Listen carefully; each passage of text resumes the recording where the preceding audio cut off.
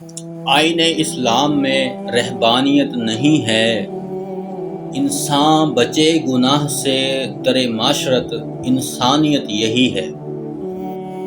آئین اسلام میں رہبانیت نہیں ہے، انسان بچے گناہ سے در معاشرت انسانیت یہی ہے۔ میں نے بیان کیا ہے کہ جو اسلام ہے نا، اسلام کی جو شریعت ہے اس میں رہبانیت نہیں ہے۔ رہبانیت ہوتی تھی جو اسلام سے پہلے مذاہب میں، وہ جو ہے نا عیسائیت میں بھی جو ہے جس طرح وہ باہر چلا جاتا تھا، جو بھی کوئی ولی جس کو کہتے تھے وہ جنگلوں میں جا کر اکیلا ادھر عبادت کرتا تھا، وہ کٹ آف ہو جاتا تھا معاشرے سے۔